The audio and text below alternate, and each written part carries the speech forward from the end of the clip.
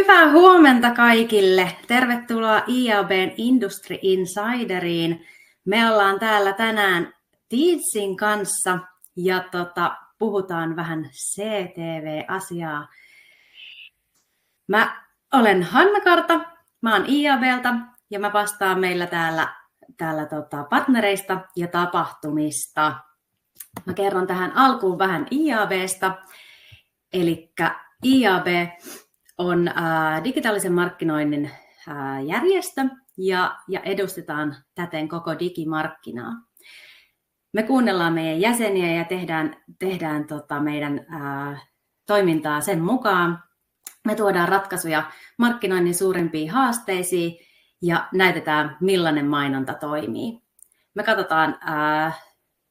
katsotaan tulevaisuuteen ja autetaan jäseniä valmistautumaan siihen. Meidän tämän vuoden, eli 2025 painopisteet on tekoälymarkkinoinnissa, tuloksellisuus ja vaikuttavuus, evästeettömyys ja suostumukset sekä kuuma peruna retail media. IAB toimii 30 maassa Euroopassa ja maailmanlaajuisesti tähän perheeseen kuuluu 70 maata. IAB on ehkä näkyvimmin esillä tapahtumien kautta, eli meillä on tosi monta tapahtumaa tänäkin vuonna. On näitä webinaareja, Industry Insidereita ja sitten seminaareja, joita on tässä ihan pari viikon päästäkin yksi tulossa. Lisäksi meillä on työryhmiä, johon kaikki jäsenet on tervetulleita. Työryhmissä me edistetään digimarkkinaa yhdessä, keksitään siellä ratkaisuja polttaviin aiheisiin ja tehdään standardeja. Ja sitten meillä on myös koulutuksia, eli opetetaan digitaalisesta markkinoinnista. Esimerkiksi meillä on sertikoulutuksia ja monta muutakin. Lisäksi me jaetaan markkinatietoa ja sitten vaikutetaan esimerkiksi viranomaistapaamisilla. Ja nämä on oikeastaan sellaista, mitä IAB tekee. Mutta tähän päivään vielä. Eli nyt ollaan täällä Teadsin kanssa Industry Insiderissa. Ja te kuulijat siellä, ei hätää, olette turvallisessa tilassa. Te ette kuulu, ettekä näy mitenkään, voitte vaan nauttia tästä esityksestä. Ja hei, meillä on tosi aktiivisia jäseniä ja aktiivisia osallistujia näissä meidän tapahtumissa, joten kiitos kun laitatte kysymyksiä ja laittakaa myös tänään tuonne chattiin kysymyksiä, niin tapahtuman lopuksi on sitten Q&A-osio ja voidaan sitten Bastianilta kysyä kysymyksiä aiheesta. Tästä tilaisuudesta tulee tallenne ja sitten palautekysely on tapahtuman lopussa, mutta myös sähköpostiin jälkikäteen saatte palautekyselyä ja myös sen tallenteen. Jos teillä on teknisiä ongelmia, refreshatkaa saitti, se auttaa suurimmaksi osaksi ongelmia. Ja jos on tosi isoja ongelmia, niin laittakaa viestiä toimistajat.iab.fi, niin mä ja Janniina autetaan näissä ongelmissa. Isoimmat ongelmat saadaan sitten ratkaistua. Mutta hei, mun pidemmittä puheitta mä annan puheenvuoron Bastian Sarottille Teadsiltä. And then we will also change the language in English. All right. Yeah, welcome Bastian. You can introduce yourself and the stage is yours. Thank you so much, Hannah. So then, about the introduction of me.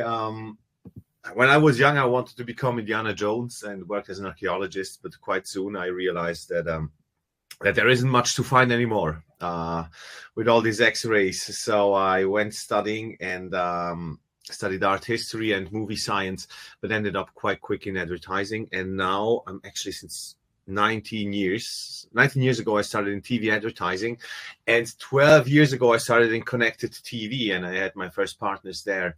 And I think this qualifies me at a certain point to tell you a little bit about CTV landscape.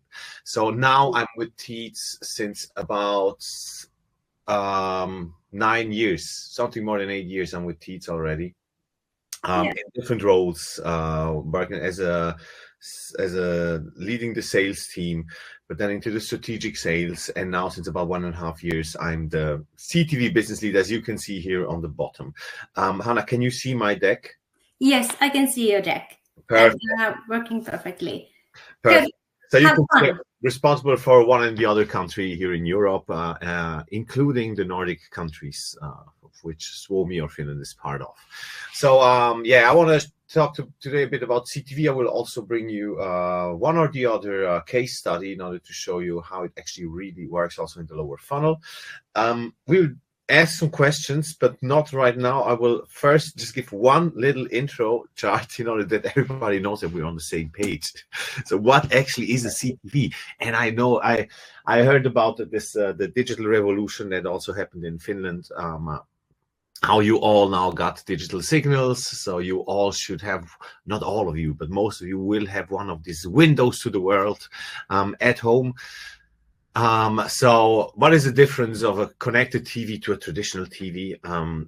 There's one big difference, and that's the back channel. It sends something back. It's not just receiving information, it is sending information back. And this makes a TV a connected TV, a TV that has digital capabilities, a TV that will allow more targeting capabilities, etc. So basically going from the big clumsy TVs, the ones where you could put a plant on top, to the TVs which are super flat and now just hang on a wall like an image. And now we will have 2-3 questions, which I would be super happy if you could answer the question just to see. I like to ask these questions before starting a presentation, just in order to see if it's a bit about the same situation as I know it from other countries. Hannah, could you put up the questions already? Yes, they are in. And I think the first questions, do you have a TV screen in your living room? And now it's 50-50, yeah. So I assume that about 98% of you will answer the question with a yes. About so. But it's only 75. It's only 75. Super interesting. But maybe look, I mean, you could also now it starts to shift. That's about okay. So we see a 4 out of 5 or even more definitely have a TV in the living room. Maybe some have it in the kitchen, some have it in the sleeping room. And now we see the tendencies going up to about 90%. So quite dominant. Could we go to the next question in that case? Yes. So the next question. Oh, yes. I have no idea what that says there. Do you consider yourself consumer of CTV video or streaming? Yes. This is interesting. Well, yes, we will see how many people actually answer here, but we will now see a bit of tendency, so who actually uses it. So the thing is, now there will be about 10% not answering this question. If we would be all in the same room, we would see that most likely that all of them, almost all of them that actually have a TV in their living room are also using these functionalities. And now we see a bit of split between streaming app content or simply connected TV functionalities, which, as I understand in Finland, are most of the consumption that happens. That the streaming apps have about 70% is again quite in line with what we see across Europe.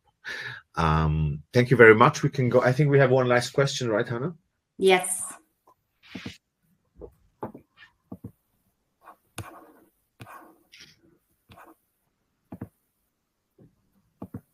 And here is this. Do you consider CTV as a part of the TV budget or of the digital budget? Yes, exactly. This is super interesting for me always to see.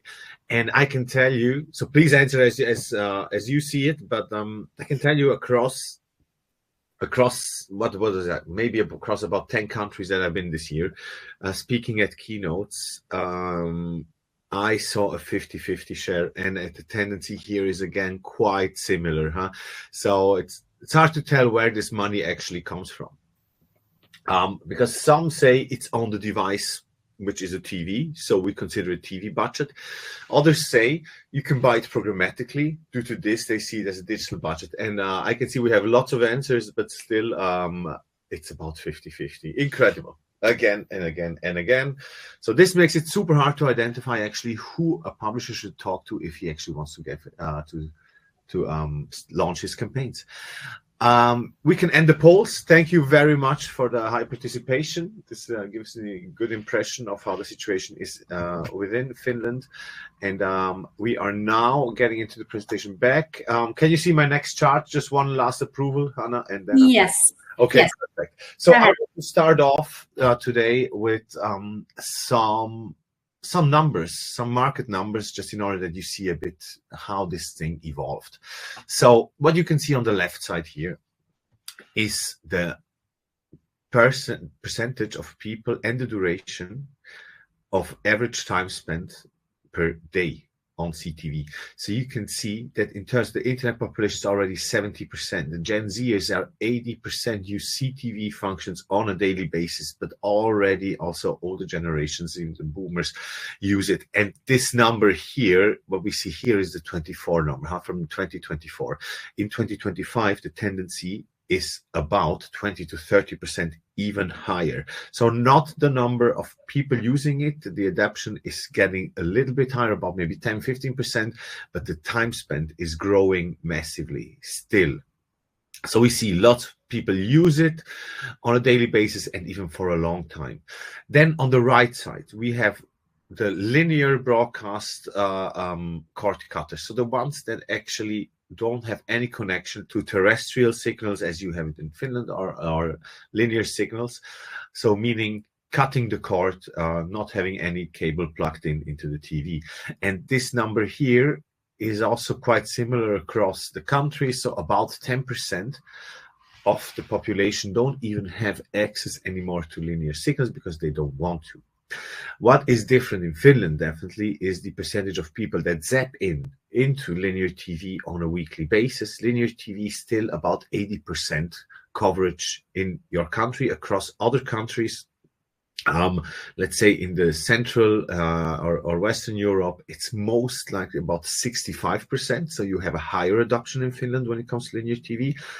But a similar one to countries like Portugal or Italy, where you also have a bit higher. It's simply due to cultural reasons. It's still used quite a lot, and you are quite advanced also with your measurement in Finland compared to other countries, also your neighbor countries. Also some recent trends which I want to share with you, coming from the consumption. The content consumption across Europe has risen massively. And here I want to point out something that's it's not a phenomenon, but many thought that CTV, or especially, let's say, Netflix and Disney Plus and etc., that they have been used more due to COVID. And of course, we saw a rise also during COVID times. But the gap was before. It was 2018-19 when the manufacturers released better capable TVs with app stores installed. We also have this in Finland now, where actually basically every TV has to be like digital, it has to have digital capabilities. So all of them also have these functionalities that you can install apps or redirect with deep links, or simply get recommendations on a home screen. We will afterwards, right after this, we will look into the different advertising possibilities that CTV actually allows. The last polls we are looking at are the ones on the right side here. This is actually the ad acceptance, which is growing strongly. So in many countries, some of these partners that you can see over here, so Hulu being part of Disney in Europe mainly, but I mean also Paramount Plus or Netflix, are switching to models where you can not only just pay with subscription and then have no ads, but you can have like a mixed model where you pay less, but you get a certain amount of ads. So this is something for me personally, it's not possible. I could not watch under that circumstance. I mean, having Disney Plus, watching one movie and having 4 ads, that's a bit too much. Even if they are short, I'm just meaning if I pay €7 a month, then I don't, and this is the cheap version, I don't want to have the ads. But overall, the acceptance is here. So because we are paying so much at the moment, it's many have so many subscriptions. At a certain point, I used to have 7 subscriptions at a time. I used to have Netflix, Disney, Prime Video, Sky, just because, I wanted to be able to see all the CTVs. Of course, I have this reason I can say I'm CTV responsible. I need to have all these apps, but also my wife likes to stream a lot, and she watches many episodes. So then we had a bit too many. Now we're down to 3 at the moment, which is still quite a lot, because we're not able to watch all 3 at a day.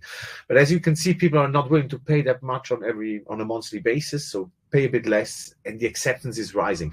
Knowing that you have to pay less and you have to get an advertise for that, I mean, the population already knows that it works like that. So this actually legitimizes also advertising within these kind of apps, or within connected TV video on demand apps. So now I want to go into the 2 different ways how to engage as a client with users on a connected TV. These are basically the 2 different ways how to advertise. Of course, every publisher will have different names. I go with the wordings of the home screen and the in-stream. So, but let's put a CTV acronym in front of the in-stream in order to distinguish it definitely and fairly. So first, we're going to start off with the home screen. One of the most premium placements, in my opinion, but let's just have a look at it, how it looks like, just have the user experience. So imagine you come home from a hard day's work, you had a good dinner, you sit on your couch, on your favorite spot on the left side of the couch, you take the remote, you turn on the TV, and this is what you see. So this is your navigation hub. This is where you decide what you could watch later. And this is where we can integrate ads now. Since a couple of years, it's possible. First, we had mainly endemic advertisers here. Endemic meaning advertisement for the next season of White Lotus, the next season of Only Murders in the Building, or the upcoming episodes from Wednesday. However, something where you can press with your remote on, and then it opens up the app and shows you the content you chose. But here is also a slot where you can integrate very well ads for clients. So it's an intimate space, in my opinion, very intimate space, because we have our favorite apps here. This is when we finish the day. Often when we finish the day is the place where we decide what to watch. So manufacturers have really high expectations about high expectations. They're demanding when it comes to the looks of the ads and to the clients. So we cannot just put here any random promotion.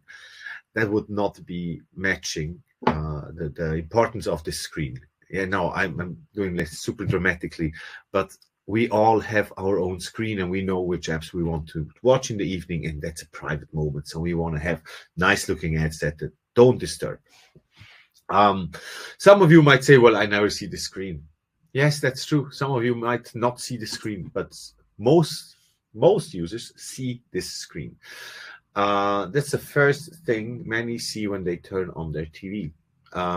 And of course, there might be somebody going directly to the Apple TV, going directly to the Chromecast, which actually also has a home screen and can be targeted. Just to be precise, the Chromecast is also a screen, also one of these. So this navigation hub can be within an app, but can also be just from the device.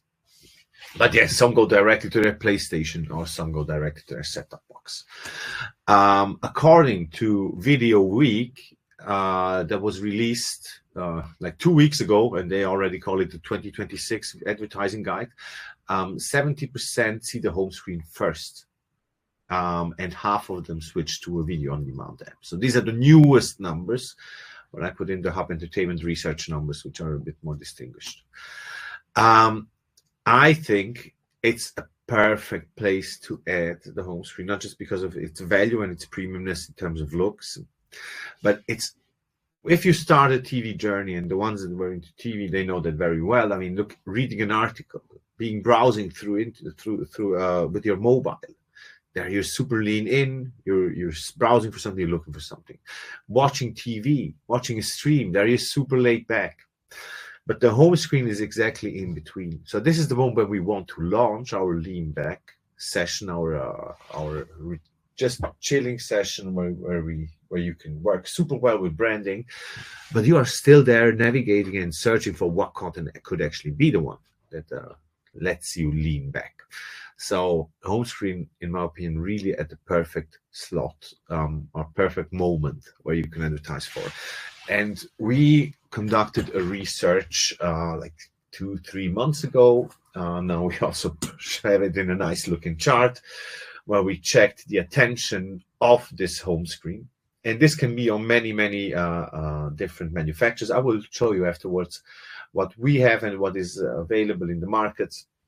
So this ad here that we can now see from this car brand up there, we checked with Mediamento with goggles, so with eye tracking, as you can see in the background. We checked the attention of this creative, and we saw that 76% of the users saw the ad. So that means that they could remind to have seen the brand. The attention on the video, according to the eye tracking, was 6.8 seconds, which is massive. But of course, if you work with video up there, then happy to also look at it. We also have to consider this is quite a new ad slot. I said before that there were often endemic ads there. So I've been seeing there a trailer for a new movie. It's not surprising. If the movie interests us, we are looking at it. If it doesn't interest, it doesn't bother us. Now that there are ads there, we might look into it. So if the targeting is applied well, it might be a relevant ad. So really high. I mean, on this big screen, so many seconds, quite powerful. The attention ratio is higher as the YouTube's skippable pre-roll ad. Well, that is not super surprising. We all know how it is to go on YouTube and then wait for the skip button to appear in order to proceed. Still, YouTube is super powerful ad because, I mean, it's a forced exposure. It is sound on, and you have to see it. There's just this little twist of, I don't want to see it. I want to see the content, and now you show me an ad before that. That's a bit better with native advertising, where the ad is simply there next to the things you can navigate for. Last number, the ad experience is considered higher. So just be aware, I don't want to just be here bashing against YouTube. I mean, YouTube is also part of CTV and one of the most powerful players within CTV. The thing is, they simply also have their own masthead, so we had to compare it to something. So this is about the attention of the home screen. So really still a super strong placement. So the home screen is, as I already teased a little bit, it's like the center where we decide what to watch. So many take their content recommendations directly from the home screen. Some take it from word of mouth, some take from the streaming apps, some see it on social media or see a commercial. But the biggest part of it, take it from the home screen, because there you can also see, oh, do you want to proceed watching the show you watched last week or before you went on vacation?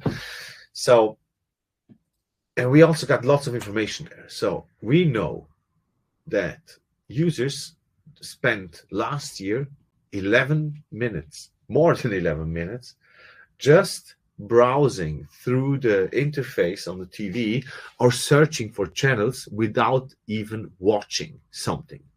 So we know if somebody is consuming a stream or not. And we know that many people use or take a lot of minutes just to browse. So in 2023, it wasn't that much. The number in 2025 apparently will not be much higher. 11 minutes is about what it's now about to be. So imagine yourself coming home, not just turning on the TV. Just let me show you this. According to this Video Week advertising guide, 58% of users simply turn on the TV without knowing what to watch. We don't know what to watch. We turn on the TV and then we hope that we find something. Well, we know that it might be, it's 7:30, so this show might be on. So that's especially for linear TV, but especially with connected TV and video on demand capabilities, we might have quite an overflow. We have way too many choices. So with having too many choices, you might start looking for a new episode of this, new episode of that. Oh shit, you already saw that one, you saw that one. And then after 11 minutes, 38 seconds, you might end up watching the same How I Met Your Mother episode as you watched already 20 times before in the past years. So yeah, we all spend a lot of time there. So this again is legitimizes to advertise there. It makes sense because you're still active as a user, but you might spend quite a lot of time there. Unexpectedly high number. showing you that we know how long somebody needs to browse or uses to browse. That actually should also tell you that we know even more. We know what happens on this device. We know what content, what boxes are connected. We know if there's an Amazon Fire Stick, a box from a set-top box to watch linear TV. We know which game consoles are connected, and of course we know which fast channels are installed. For those who don't know fast, we will look into it afterwards. We know what streaming apps are installed. Yeah, we basically know what happens here. LG talks about the direct to glass technology, so they know everything which goes over the glass. Not everything can be used or leveraged for campaigns, but it's super interesting to know what kind of tech targetings actually are available. So we know exactly who's not watching linear TV, or we know who's streaming a lot Netflix, who is using that specific app a lot. So super interesting. And this also goes into quite crazy stuff, like we know who saw which linear TV ad. So if you as a client want to reach out to us, so this new technology which we are now establishing and rolling out also in different countries, is that you can send us a TVC in advance, I'd say 1 week prior to the campaign starting in linear TV, and we can then start to build an audience of people that actually saw that ad on linear TV on their device. And by knowing that, we can then retarget them or exclude them from a future campaign which runs in native. I hope this makes sense. I will bring afterwards a specific case study about how this works. And now that I showed you a lot about this technology which is behind it, I just also want to show you one beautiful ad to show you how an ad can look nice and still not be too disturbing, but get the attention.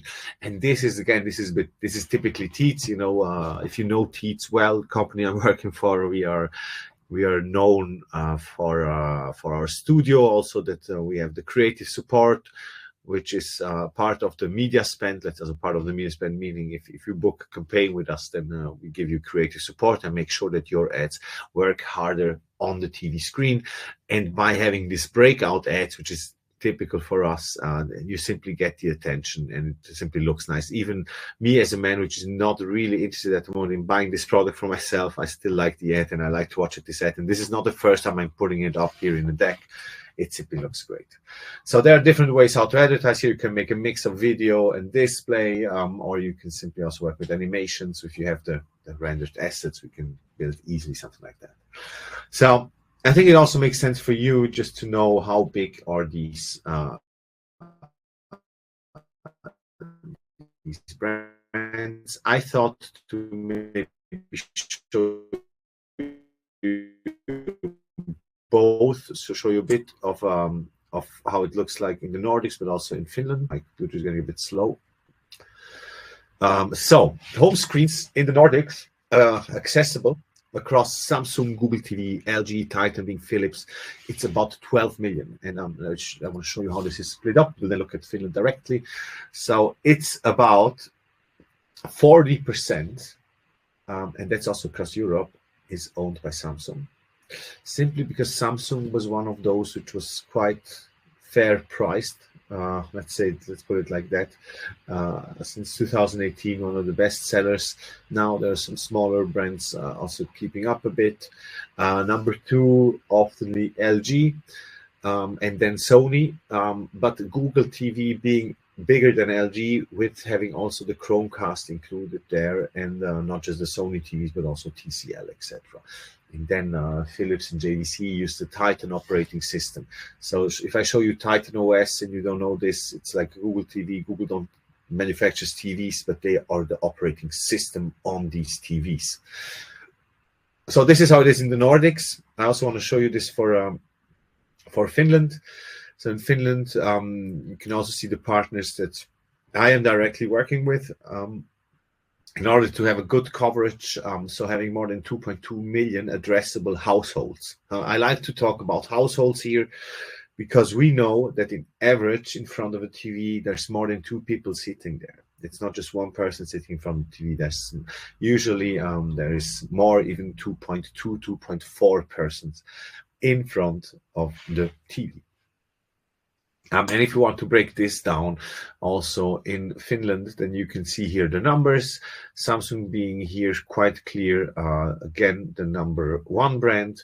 LG, very robust. LG being the one player with the most deep technology when it comes to targetings. Google offering quite the basic interest targetings that we know. Samsung being more like, I mean, Samsung, they do the great devices. They are not that much the sellers, let's put it like that, the digital sellers. So Samsung having a bit more simple targeting of possibilities. And then Titan being one of the smaller players, but still important in order to have a good coverage. So now I showed you a bit how big this market is, and how many devices or via which ones you can reach, how many households. I also want to show you how we distinguish them just in terms of looks. So here you have different players which can be booked. I mean, I didn't even go into Vida. Vida is a bit smaller still, but is a bit the rising star at the moment. They have Hisense TVs. Hisense TVs, or Hisense is a brand that you might not know that much, but they are sponsoring since I don't know, like 14 years. They're sponsoring all football events across the world, and with that they get quite popular. So next time check the advertisements in case you like to watch football and not just ice hockey. Then you will see this brand Hisense. So you see this quite a big must-have that Vida is offering here. The interface is similar as we see it here on the right side with LG having first the recommendations down here, and then the apps, but also having a similar ratio actually and a similar placement. Both of these offer video and mixed video integrations. Yes, it's quite a nice integration. But then there are completely different integrations of home screen. So these are the simple ones with must-haves, and then we have these ones here.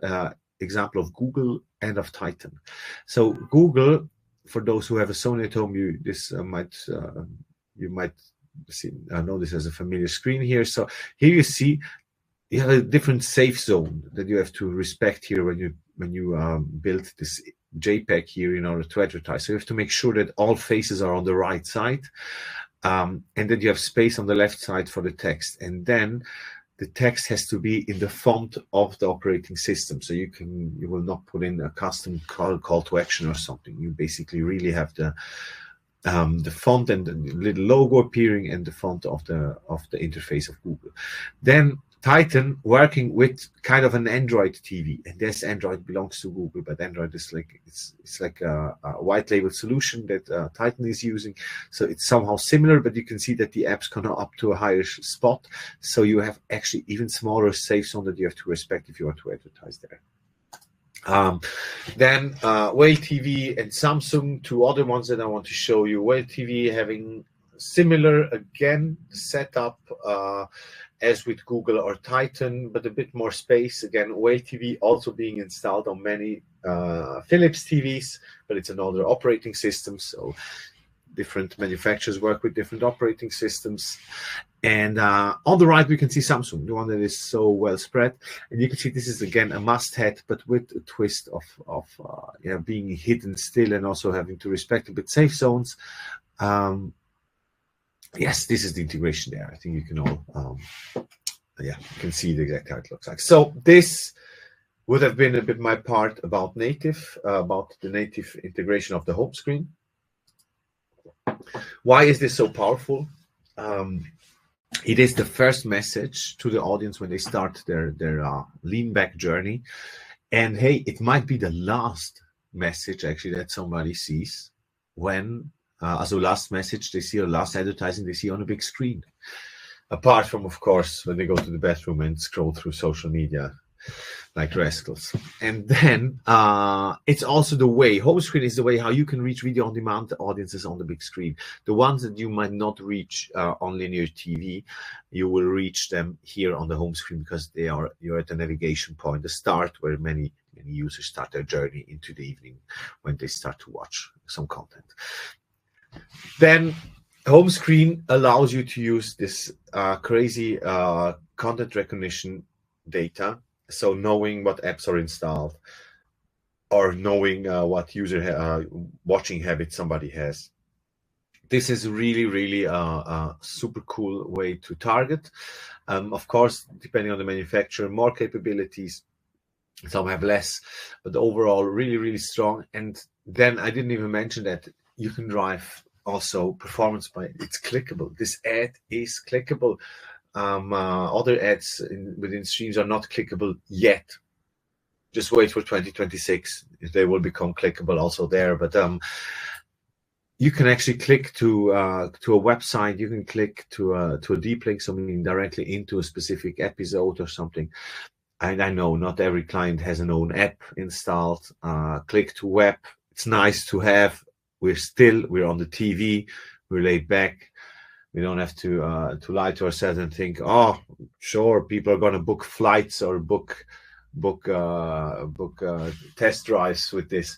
No, this is a branding tool. Still having the capability is good. And look, we have many luxury brands or fashion brands, and especially when it comes to the holiday season now, they like to advertise with their hero spots. And their hero spots, meaning they might have, Cartier comes with Chris Hemsworth or with Julia Roberts in their spot. And of course, they don't produce just a 15-second spot with them. No, they produce a 3-minute hero spot. And it's hard to distribute this spot. So this is a really nice place where you can do that, because if somebody interacts with the ad on the home screen, then the view-through rates are super high for long-form content. So especially for one of these, like a long trailer of a movie, or for instance also one of these hero spots from a fashion or beauty brand or luxury brand. Yes, so driving clicks, having the interaction is also a great asset of this home screen advertising. And you can, of course, measure with your own pixel and always track exactly how this is performing. And you can see the view-through rates, etc., and the unique reaches, whatever you need. So this was about home screen. I hope this was comprehensive and made sense, and I explained myself well, so that you know a bit more about this part. And now let's go into the other part of connected TV, where you can advertise, and that would be CTV in-stream. So the in-stream is the on-demand content, and let's look into the user journey again, how this looks like. So imagine, again, you had a good dinner, you sit on your couch on your favorite spot, you turn on the TV, you see this beautiful ad of Bleu de Chanel appearing there, and you know it's Wednesday, you want to watch a penguin documentary, so you go to Hulu, you go to the animals in nature, you see a turtle, and no, turtles are even cooler than penguins, so you click on the turtles. And then you start the content. We edited this for you just to show here exactly the video, directly the video, and you can see this progress bar on the top corner showing how the video is about to end soon. Having this progress bar, of course, maintains the people on the TV, so lets them stay in the living room, because it's basically just like single spots here. So similar as the scenario I explained to you when it comes to Disney Plus, the ad pots or commercial breaks that you have on connected TV on one of these apps are usually very short. Between 90 seconds, so about 90 seconds at the moment, often about 3 spots in the pot is possible. Since if I look at the fill rates, especially within Finland, there is not that many clients yet active. So if you see them, you might see often the same client appearing again, because they might be one of the first movers, or you will only have short ad breaks. What the users actually are really like, they like that a lot, that it's not too long. So, but it's basically similar as in TV, but it's on demand, and you get these ad breaks a bit shorter than usual. And I know you have lots of also free channels, which are digital and terrestrial distributed in the country. So they're a bit privileged compared to other countries, but in many countries you have lots of private TV stations where you simply have so much advertisement. So I'm talking about 12 to 14 minutes per hour, or simply advertisement, split up to 2 longer ad breaks. Then of course the attention drops quite strongly there. So this is the ad integration as we have it for CTV video or for in-stream. Thing makes complete sense. The the ecosystem is quite fragmented. So here, you could have put here also a logo of MTV, maybe. They're also one of the bigger broadcasters here in Finland. I mean, but you have the BVODs, the AVOD or fasts, and the SVODs. So let's start here over here with the easy ones. The SVODs are subscription-based video-on-demand channels. Those are like the Netflixes and Disneys from this planet, where you have to pay, and then you get your stream and your shows. Then let's go to the other side. Let's go to the BVODs. BVODs are the broadcasters. And I like to call them the elephants that realized, we should maybe also start to do something like an app. And they started with their apps. Some started 10 years ago, some started a bit more recently. And they have lots of content, and they are happy that they also have an app where they can capitalize a bit video on demand. They are not that agile, all of them, but they are actually super powerful. So and I know that MTV also launched an app in Finland, also another one, but I'm not sure how to pronounce the name. And then there is AVODs and fasts. So this is where the big inventory lays. This is the one which is growing so fast. When I showed you the polls in the beginning, how the development is going across the world. So these are the ones like across the world. The Plex is very big in Finland, but also Rakutens and Plutos or Samsung TV Plus across the globe. They have claims like stream now, pay never, or streaming freedom. You have libraries the size of Netflix, but it's free. It's simply free. You can simply go on the app and it's free. And yes, you got this stuff at home in case you don't know it. Hey, go home and use it. I like to say that to everyone because, I mean, you might book Google because, yeah, you know how to search on Google. You might book in-article advertising, in-read advertising, even with Teads, because you know how to read an article. So if you also advertise within CTV, then consume CTV. Because maybe at the moment you don't know how CTV works. The high adoption is, of course, with the young people at the moment, but it's just really sustainable development there because as we saw, it's across all generations, but especially here in the middle, the AVODs and the fasts, they're being consumed most by people under 30 at the moment. But this is developing really fast, as the name fast also. And fast, by the way, so AVOD is advertising based video on demand, and fast is free ad supported streaming television, as you can see here in the presentation. So about scale in Finland, just that you get a little glimpse. So we have different players there. I looked into the inventory I can access. So we have channels of LG, and just to let you know what is on LG channels or on Samsung TV Plus. So what kind of channels you got there? So you got on-demand content like on Disney or Netflix or Paramount, but you also have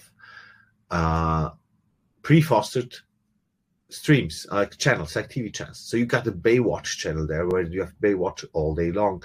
You got 4 cooking channels from Jamie Oliver, one being about Italian cuisine, one being about British cuisine, maybe, I'm not sure, but and you have lots of channels about different cartoons, or you might definitely find some TV shows that you used to watch maybe 20, 30 years ago when you were younger, and they might be there because you can't find them on other platforms. But also like where you got some live sports, so drivers for CTV definitely also being the zone, or Funke Digital being the ones building, preparing the news content, which some people watch via one of the broadcaster video on demand. So you can see here on the right side the reaches. So ad opportunities per month accessible for me is about 250 billion monthly. Within Finland, it's about 83 million ad opportunities monthly, which I can access via my system. So there is plenty of inventory, and this number is growing massively. So lots of inventory, and it's growing. And so now it's a question, these partners, they can all be accessed by almost every SSP, so DSP. So if you have depending on the DSP you're working with, we at Teads have the proprietary Teads Ad Manager, but you can also access our SSP via DV360, but also via Trade Desk. So all have about the same. So these partners here, they're smart enough to say, okay, we open the doors for everyone. So how can you distinguish yourself? So Anthony Katsun, I think is his name. He's the president of IAB. I met with him in Amsterdam maybe half a year ago, and I introduced to him the approach that we are doing at the moment. So what we do in order to distinguish ourselves from the others, to be unique, is this simple approach of building simple targetings for connected TV. So what do? You might remember back in the days these magazines where you could just browse through and watch what is in TV tonight. So they are not much around anymore. There's still a couple. What we have is all the metadata. So we know what's in the, in the EPG, the electronic program guide. When you watch TV, you have lots of information in there. What's the show? What's the genre maybe? What's the language? What's the title? What actors participate? So we have some information coming across from the publishers, from the content signal givers. We take all this information and we map it and we build segments. So what we did is we built this amount of segments here. It's about 70 segments, which are like quite obvious. Like for comedy, we are now distinguishing comedy dramas and romantic comedies or sitcoms or stand-up. We also have lots of sports that can be distinguished, soccer, usually older stuff, or tennis matches or whatever. So we know what it is, and we pre-foster these contextual segments in order to make it easy for clients to book them. Now, if you want to run branding, it's not always important if you're now active during boxing or basketball. Does it make a big difference? No. But what is this good for? This is really, really strong when it comes to make sure that your ads appear in a brand suitable or brand safe environment. So what I would do is I would exclude horror. I would exclude religion. I would exclude political stuff. And I would also exclude everything which is like historical or documentary stuff. Because with historical documentaries, especially, or biographies, what are they about? Well, what happened on this planet the past 5,000 years? Well, many, many killings. You have so many wars. And I just don't want to appear with my creative or my advertisement within a documentation about Attila the Hun or whatever. I mean, it's important to know a bit about that, but that's actually just an environment of killing. So make sure that you appear within the right environment and that your brand is well placed there and that it suits you well. So this is why I think this is super strong, and it has no extra cost to apply all these targeting. So it makes really sense, and you save a lot of time by having these pre-fostered ones. So this was about the targeting specifically for in-stream CTV. I will now talk about targetings which are applicable on both home screen and in-stream. But just before I do that, about the advantages of CTV or in-stream especially is the view-through rate is super high. And yes, that's normal with in-stream, I know. But still, I think this is super important to mention. It's a full screen ad, which is non-skippable, and it's sound on. And yes, it's even 4K. So it's as a 4K, meaning the granularity of the image. It's even nicer as it is on linear TV. Depending on the channel, of course, there are some 4K channels. And then you have the flexibility of buying TV inventory programmatically and for cheaper CPMs as it is in linear TV, depending, of course, again, on the channel and on the daytime. Good. So let me take a sip of water. Now let's get into the targeting and afterwards a little bit into cases. And don't worry, it's not taking way too long now. So what targeting solutions are applicable on the CTV and on both different ways of buying or ways of appearing? There is one thing which I think is super interesting, and that's zip code and geo. I think I pressed the wrong button. Can you still see my screen, Hannah? No. It's gone. It's gone. Yeah, that's not good. So refresh your sites. This is now it's on. It's on again. I'm sorry, I was a bit too hectic here. So zip codes and geo-targeting. We can actually, so CTV being cheaper, meaning that actually for CTV also small businesses and local businesses can consider start to advertise there because it's the same as online advertising. So you can advertise specifically in one specific village. and with on zip code level. So this is possible for home screen and for in-stream advertising, stuff like this. The solutions are possible, and then what we like to say at Teads is we want to have one audience. So if your client comes to us, he says, "Oh, we got one audience," but then, "Oh, if you want to run it on mobile, you need to define another audience as if you want to run it on CTV." No, that can't be. So we are actually capable to allow to advertise to one interest or one demographic across all screens. So how is that possible? We built an omnichannel household graph. So we built profiles of households.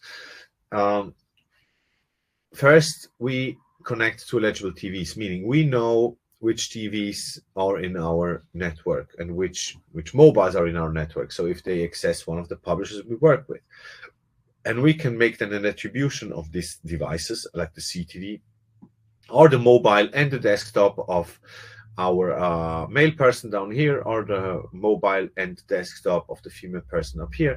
We can link them to a specific router, to specific Wi-Fi.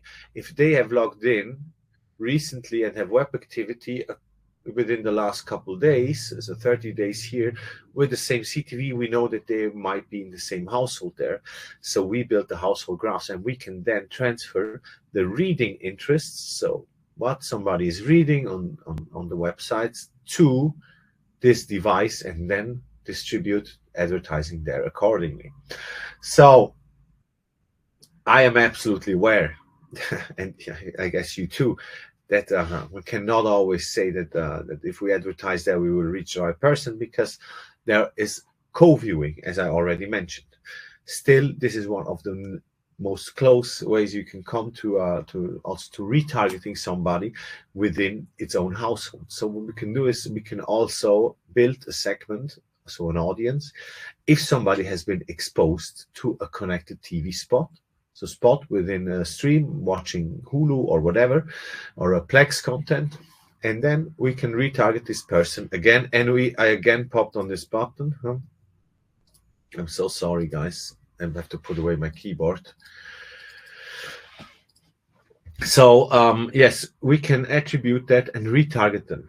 We can retarget them positively or negatively, or so exclude them from an audience in case somebody has already had a contact with us. So this opens up completely new spheres. So we could also make a traffic campaign.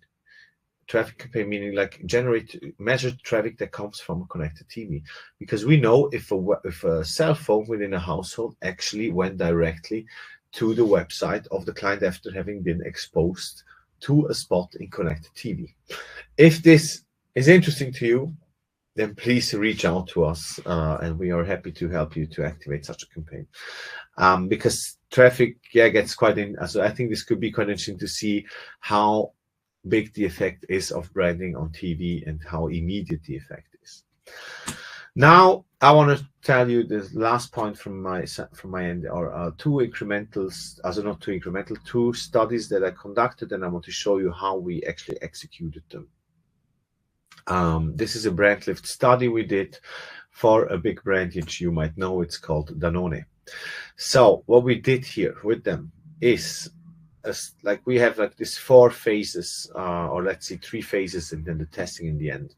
So we get the brief from the client. They send us their assets that they have for the upcoming campaign. We then use third parties like neurons in order to make sure that we build creatives which work best.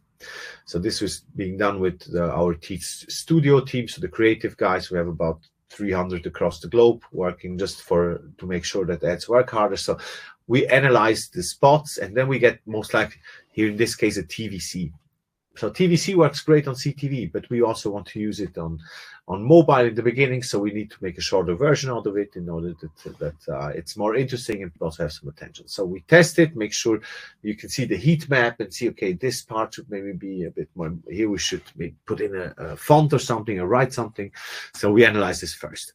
Then second phase is that we make a data lab, meaning we sit together with them, with the media agency and the client directly, and we define the personas that we want to reach across all the different channels, so for web and for CTV.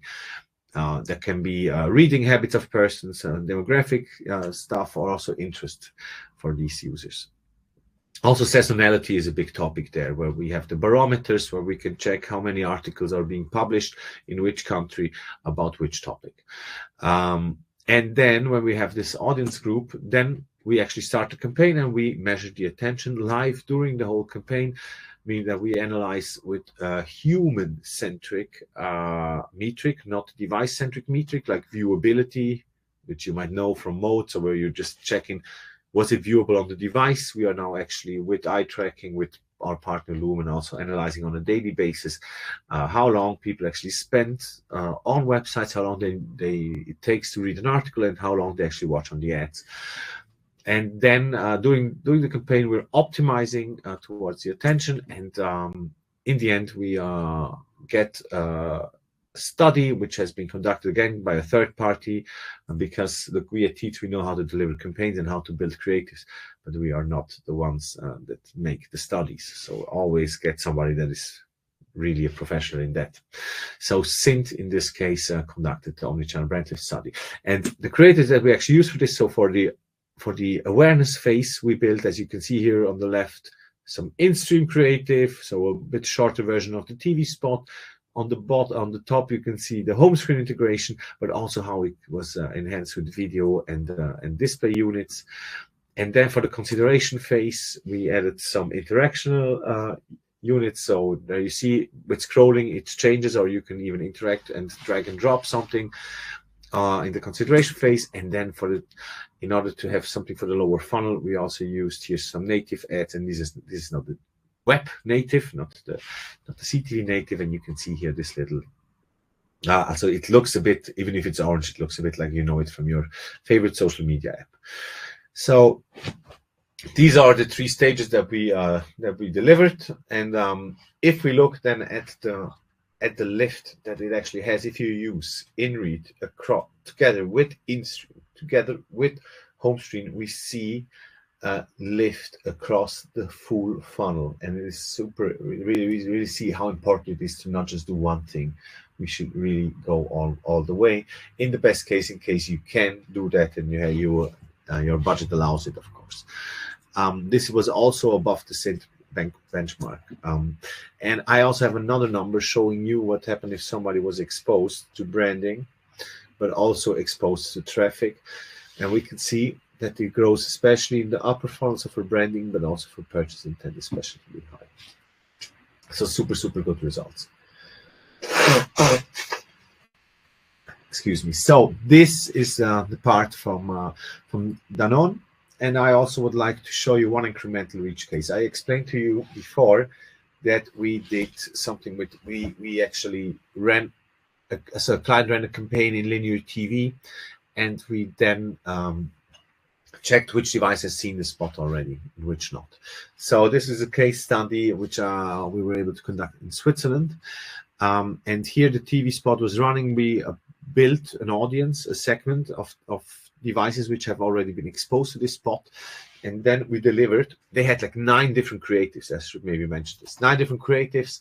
It was for an insurance where they wanted to show different scenarios in your everyday life and why you need an insurance. So they had a huge campaign. We're talking here about 400 or 500 GRPs. So really, really solid campaign with a netto reach of over 50%, definitely.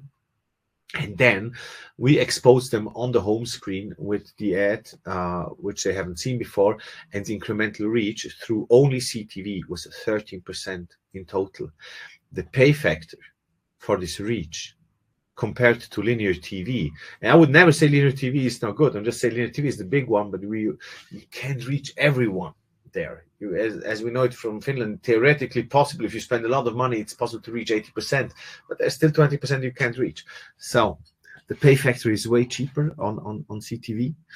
And we also conducted a study there, and the top of mind awareness was 90% growth towards the control group, and also the ad recall from the home screen was super, super high. We saw before the eye tracking study where it was above 70% in this specific case. Showing an ad that they haven't seen, but they already saw some spot from this campaign, actually even higher ad recall.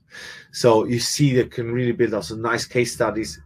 I'm always eager to conduct case studies in case you want to test something with us. I'm also happy to look into the possibilities if we could run a case study along with it in order to prove that it really worked well. And this is about it, what I had to tell. I just want to say in summary, CTV, in my opinion, is really becoming a premium placement by being in the living room, being on the big screen. It gives you incrementality. So you reach the ones you cannot reach on other places because they only consume it here. The pricings are competitive from this vertical or from this product line, and the booking has been made seamless as it can be. So I can only encourage you to start watching a bit of CTV, because the growth that we're seeing in the past years will continue, and the consumption will change. So let's be prepared for that. And that's basically it. I want to thank you very much. And I'm now still here a couple of minutes for a couple of questions. I hope I can answer them right away. If not, I'm also happy to follow up later on. Thank you. Thank you so much, Bastian. Very interesting. There was a lot of new information for me too. So thank you. Thank you for your presentation. I'm happy that you learned something as well. Yeah, good. There is some questions in the chat, and I want to ask those from you. There is some private questions and private also questions. Well, I take them offline, maybe. No. Yeah. Well, yeah. Let's start with that, because it's a good question. What do you think holds advertisers back from taking advantage of CTV full potential and value? That's a good question. Hey, honestly, I think in many countries, people. So if you come from the right side, that's the right side, the right or the left side, you come from the side where your agency still thinks, or your marketing director still thinks it's TV, it's linear TV. So they are way more hesitant to try this new technology, because they believe so strong into linear TV, into the big stations. The big TV stations, they are considered premium. They have been around for so long. So many just want to stick to that and don't dare that much to go into the new small players. And I know it's true, it's not always the most recent content. So saying, oh, on MTV you can see shows which have been produced this year, or you have news which are from today, and in CTV you have the old Baywatch episodes. Yes, but it's not just like that. So there are a couple players which get really, really strong into also live content in CTV, it always starts with a niche. So don't laugh now too much. I mean, it might be World Poker Series is now mainly on CTV. Darts. Yes, darts shooting. It's a big thing. It's great. Yeah, it is. Darts is happening a lot now on CTV, and also MMA fights. And it starts with these, but these are. Even Barcelona, FC Barcelona was starting to show a couple of their matches only there. So imagine if one of your, maybe the second league of ice hockey in Finland starts to only, because they don't get always the TV time in linear TV, they might start to give their signals to a CTV player. Then the community will start to consume it there. Mm-hmm. So this is a shift that is happening at the moment. But what I see, they're not. I also like to call those guys elephants, like the broadcasters as players, but also the guys within clients or agencies which still stick a lot to their old beliefs that linear TV is the only right and premium thing to do. This is why it's going a bit slower. Yeah. Good. The next question you asked, where would you put gaming? CTV gaming, full attention? Yes, definitely. I would also consider gaming as one of these, one of the pillars here. So the home screen is one of the places where you can also reach somebody that is going to his PlayStation or Xbox. But gaming will definitely also come into this. So in-game advertising is like a different product line, but it's on the TV. Most of the gamers, so now I'm talking console gaming here, huh? Most of console gamers are still on the living room TV, which also has integrated speakers. Not many use only displays, and displays like an HP display or a Dell display, it's not a connected TV because it has no return, it's only receiving. So, and in-game advertising is super interesting. It has become dynamic about the same time as CTV has. So you can go into NHL, like this ice hockey game, and you can actually book their advertisements in the stadium whilst gaming. And also there it's quite small. They book only one specific game, but this will also be done more easily, and they will also build nice targeting solutions. So I'm super interested also in the developments when it comes to gaming, and I'm sure this will also grow a lot in the coming years. Yes. And also you can send us, do you have usage stats of the fast? Yes, we have a little bit something about that.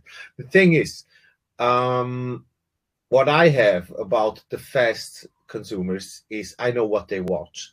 So look, somehow you're still anonymous there, but I know what they watch, and I might also know what they read, and I might also have a probability approach to say how old they are.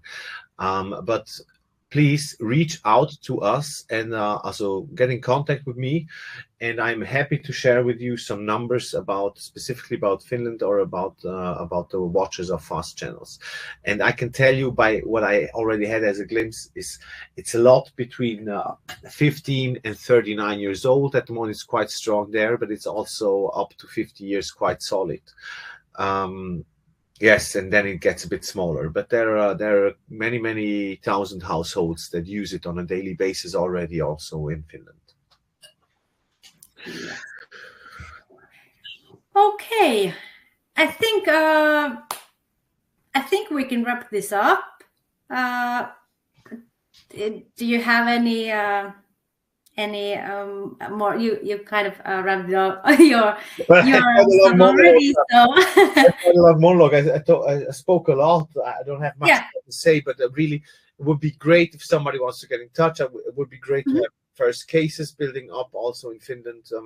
I had the luck to be able to overtake this the responsibility for the Finnish market about a year ago, and I'll be coming to Copenhagen. I'll be coming to Stockholm, and I will make sure that next year I can also come to Helsinki or to another country, another village, in order to maybe be also once on site and be able to present there. But I think this was a great possibility now to get in touch the first time a bit with your market.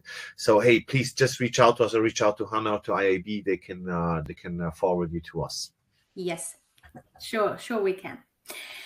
And now I will change it again in Finnish. Feel free. Kiitos paljon Bastian. Thank you Bastian. And kiitos kaikille, ketkä seurasi Industry Insideria tänään. Laittakaa meille palautetta. Kuullaan mielellämme, mitä olitte mieltä, ja kehitetään meidän tapahtumia noiden palautteiden perusteella. En malta olla käyttämättä vielä tilaisuutta hyväkseni, että ja vastatkaa myös meidän jäsenkyselyyn, joka on vielä auki. Se on tuossa toisessa QR-koodissa, niin napatkaa siitä. Palautekysely tulee vielä teille jälkikäteen sähköpostillakin. Kiitos siis kaikille ja kohti seuraavaa IAB-tapahtumaa ja tätä viikkoa. Moi moi!